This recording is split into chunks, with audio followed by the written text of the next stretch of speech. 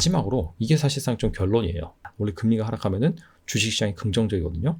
하지만 주식시장이 하락한 이유는 그래서 앞으로 이 두 가지가 정말 중요할 것 같습니다.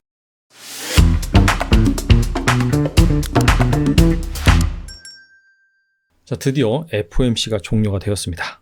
시장을 보니까 확실히 좀 변동성이 컸습니다. 다이나믹했다는 것을 알 수가 있는데, 과연 파월은 FOMC에서 어떤 발언을 한 것인지, 앞으로 시장의 중요한 부분은 무엇인지 알아보도록 하겠습니다. 이번 FOMC에서 가장 이목을 끌었던 부분이 바로 점도표의 변화죠. 점도표는 모든 FOMC에서 나오지가 않습니다. 1년에 총 4번 나옵니다. 그 중에 하나가 바로 이번 FOMC였다라는 부분이고, 9월에 나온 점도표와 이번 12월에 나온 점도표의 변화를 한번 비교해서 살펴보면 9월 같은 경우에는 내년 중립금리, 즉 최종금리 상단이 4.6%였습니다. 하지만 이번에 나온 점도표를 보면요, 이 중립금리 상당이 5.0%에서 5.25, 즉 평균을 내보면은 5.1%로 결정이 되었습니다.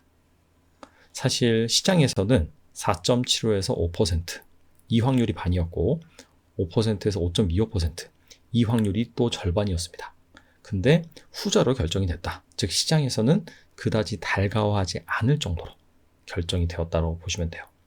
그리고 2024년 같은 경우에는 전반적으로 금리를 내릴 것으로 예상을 했죠. 근데 이전 점도표에서는 상당히 분산이 되어 있었습니다. 2024년에 금리 수준이 어디까지 갈 것인지.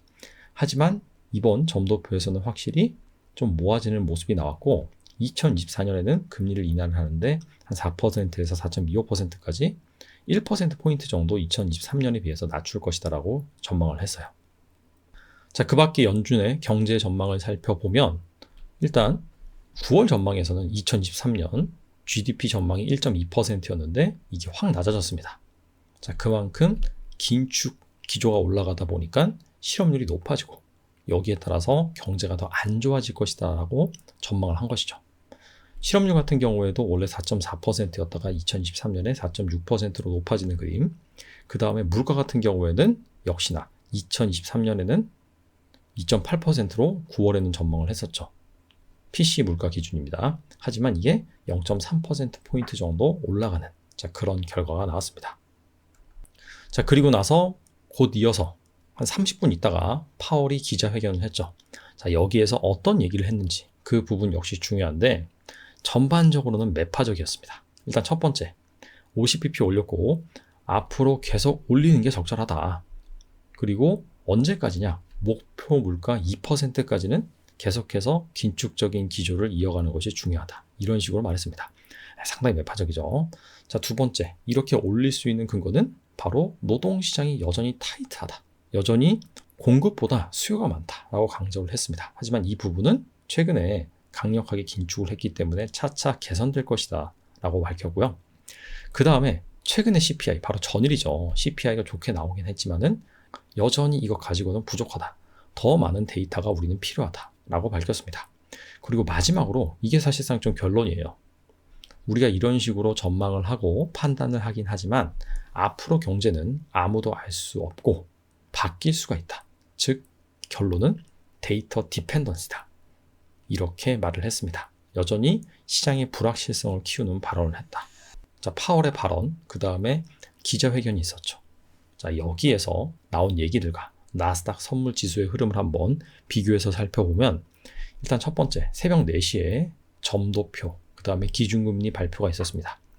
점도표가 시장에서 예상한 것보다 다소 좀 매파적으로 기울자, 보시다시피 그 전까지는 플러스를 기록을 했어요. 하지만 이렇게 내려앉는 모습입니다. 순식간에 훅 꺼졌죠.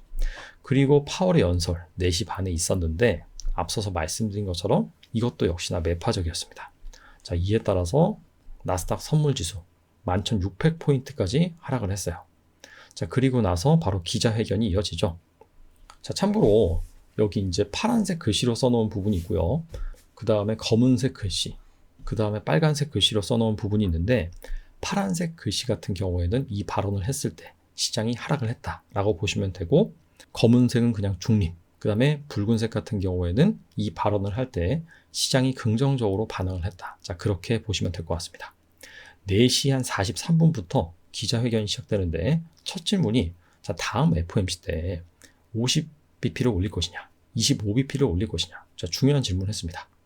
자, 그런 거 물어보니까 당연히 대답을 회피를 하죠. 자, 그것보다는 제한적인, 즉 긴축 수준 정책을 얼마나 유지하는 것이 중요하다. 자, 이런 식으로 좀 회피를 했어요.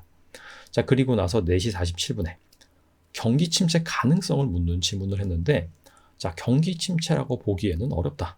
여전히 노동시장이 강하기 때문이다. 자, 이 얘기를 하고 시장이 어느 정도 좀 반등하기 시작합니다. 그리고 최근에는 금리를 빨리 올렸고 속도를 줄이고 있다. 아직 얼마나 올릴지는 결정하지 않았다. 그리고 5시 정도에 인플레이션이 현재 빠르게 내려오고 있다.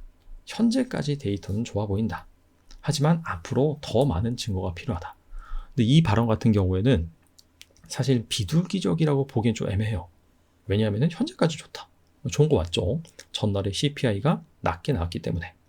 자, 하지만 뭔가 이 긴축 기조를 끝내거나 변화를 야기시키기 위해서는 더 많은 데이터가 필요하다. 자, 이런 식으로 말했습니다. 그래서 이 부분은 사실상 중립적인 얘기고 원론적인 얘기인데도 불구하고 이때부터 약간 좀 시장이 반등하는 흐름이 나왔어요. 그리고 5시 7분경에 목표 인플레이션을 바꾸는 것은 전혀 고려할 부분이 아니다. 강력하게 말했습니다. 자, 일각에서는 지금 현재 물가 수준이 상당히 높고 이것을 2%대로 낮추기 위해서는 상당한 시간이 필요하기 때문에 현실적으로 불가능하다. 왜냐하면 그만큼 긴축 기조를 이어간다라고 한다면 미국 경제는 경기 침체에 빠질 수 있기 때문에, 따라서 목표 인플레이션 2%를 다소 좀 높일 것이다. 그런 주장이 있었는데 이 부분에 대해서 현재로서는 강력하게 부인을 한 것이죠. 사실 이거 같은 경우에는 다소 좀 매파적인 발언인데도 불구하고 별로 신경을 안 썼습니다. 자, 그리고 5시 11분경에 경기 침체가 올 가능성은 여기에 대해서 기자들이 또 질문을 합니다. 거의 막판으로 갈수록 경기 침체 우려, 이 부분에 대한 질문이 좀 많이 나왔어요. 그런데 파월이 어떻게 답변을 했냐면은 가정에 근거한 질문은 대답하기 어렵다. 왜냐하면 질문 자체가 내년에 경제 성장률이 0.5%고 실업률이 4.6%고 PC 물가가 3.1%인데 그러면은 경기 침체 아니냐라고 물어보니까 가정에 근거한 질문은 대답하기 어렵다. 약간 좀 회피한 것이죠. 우리는 그냥 인플레이션을 잡는 것이 목표다. 이렇게 밝혔습니다. 자, 마지막에 내년에 금리 컷, 금리 인하죠. 이 부분은 고려하지 않다. 더 많은 데이터가 우리는 필요하다. 라고 하면서 기존 점도표, 그 다음에 데이터 디펜던시라는 입장을 고수를 했습니다. 자, 그리고 나서 시장이 좀 스물스물 빠졌어요. 기자회견이 끝난 것이죠. 결국 정리를 하면은 약간 좀 애매하긴 한데 시장은 향후 긴축 여부에 집중을 하다가 마지막에 연준이 장기간 피봇이 없을 것이라는, 자, 그런 입장을 확인을 한 뒤에 경기 침체 우려를 좀 키웠다. 자, 그러면서 하락 마감을 했다라고 볼 수가 있습니다. 근데 약간 중간에 좀 헷갈린 것 같아요. 왜냐면은 끝나고 나서 바로 하락, 즉 피봇은 없을 것이다 라고 하면서 바로 하락한 것이 아니라 어느 정도 좀 상승을 유지를 하다가 하락을 하는, 자, 그런 그림이 나왔습니다. 자, 채권 시장 살펴볼 필요가 있는데 2년물 같은 경우에는요, 이 점도표가 생각보다 좀 높게 나오고 파월이 매파적인 발언을 하자 보시다시피 단기간 급등했다가 상승폭을 다소 좀 축소를 했어요. 처음에는 5.1%의 중립금리를 반영을 하면서 좀 단기간에 급등을 했죠.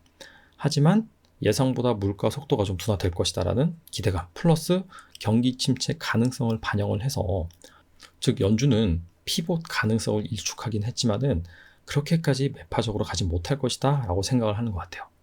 자, 두 번째, 10년 만기 국채 금리를 살펴보시면 10년 만기 국채 금리 같은 경우에도 원래 한 3.4% 한때, 하지만 거의 한 6% 가까이 치솟았습니다. 자, 하지만 오히려 FOMC 발언 전보다 마지막 금리 같은 경우에는 더 많이 하락한 것을 알 수가 있습니다. 자, 이 역시 연준이 그렇게 매파적인 스탠스를 기조를 한다라고 한다면은 물가는 잡긴 잡지만 경기 하락 가능성이 크다, 이렇게 판단했다고 볼 수가 있습니다. 자, 그래서 중요한 게 이런 것 같아요. 미국 10년물 국채 금리는 사실상 전일 대비 마이너스를 기록을 했지만, 원래 금리가 하락하면은 주식시장이 긍정적이거든요. 하지만 주식시장이 하락한 이유는, 자, 그만큼 경기에 대한 우려를 키웠다라고 볼 수가 있습니다. 실제 CME 기준금리 컨센을 살펴보시면 내년 2월 베이비 스텝 25bp 인상 확률이 오히려 전일보다 커졌습니다. 그리고 50bp 인상 확률은 더 낮아졌고요. 그 다음에 내년 6월 어떻게 본다면 이때가 거의 최종 금리 수준이다 라고 볼 수가 있는데, 이 역시 4.75에서 5% 확률이 오히려 이전보다 높아졌어요. 중립금리가 더 높아졌음에도 불구하고 점도표상에 5.0%에서 5.25% 확률은 역시나 더 낮아졌습니다. 자, 그만큼 시장에서는 이제 연준의 긴축 스탠스 이런 것들을 믿고 간다라기보다도 매파적인 그런 기조로 인해서 경기 침체 가능성, 이 부분에 대해서 더 포커스를 맞췄다라고 해석을 할 수 있을 것 같아요. 자, 그래서 앞으로 이 두 가지가 정말 중요할 것 같습니다. 일단 기본적으로는 연준이 주시하고 있는 실업률 데이터, 물가 데이터, 이 긴축의 기조를 결정함에 있어서 참고하는 지표죠. 이 부분에 따라서 역시나 이 통화정책 스탠스가 결정이 될 수 있기 때문에 이 부분 잘 살펴보는 것이 중요하고요. 향후에 이번 달에 나올 만한 이 고용지표 관련 데이터는 별로 없어요. 중간중간에 나오는 주간 신규 실업수당 청구 건수 그 정도만 있고요. 그 다음 23일에 PC 물가지수가 발표가 됩니다. 자, 아무래도 이 CPI가 좀 낮게 나왔기 때문에 이 부분 역시 좀 희망을 걸어볼 수가 있다라고 볼 수 있고요. 자, 두 번째, 이게 어떻게 보면 더 중요할 것 같은데, 앞서서도 시장의 시선이 긴축보다는 약간 경기 침체 그 부분에 주안점을 두고 있다고 말씀드렸잖아요. 그래서 이 경기와 관련된 지표가 향후 잘 주시해야 될 부분인 것 같습니다. 20일에 중국의 LPR 금리가 발표가 되는데, 중국으로선 기준금리나 마찬가지죠. 그래서 여기에서 과연 완화적인 스탠스가 나오는지, 그렇다면 더 플러스 요인이 될 수 있고요. 자, 두 번째, 상장사들의 실적이 이제 점점 다가오고 있습니다. 4분기 실적 발표 시즌이죠. 자, 21일에 마이크론이 실적 발표를 합니다. 자, 마이크론을 시작으로 내년부터 빅테크 기업들 실적이 하나둘 발표가 되겠죠. 시장의 시선이 경기 침체, 경기 둔화, 이 가능성에 좀 더 집중을 하고 있기 때문에 상장사들의 실적이 어떻게 나올지 그 부분을 또 잘 살펴봐야 될 것 같습니다. 뭔가 오늘 FOMC 같은 경우에는 좀 애매한 부분이 있고 깨름직한 부분이 좀 있는 것 같아요. 뭔가 여운을 남기는. 자, 아무튼 간에 앞으로 나온 경제 지표, 상장사들의 실적이 중요하기 때문에 그 부분을 잘 체크를 하시면서 여러분들이 현명한 투자 판단 내리셨으면 좋겠습니다. 감사합니다.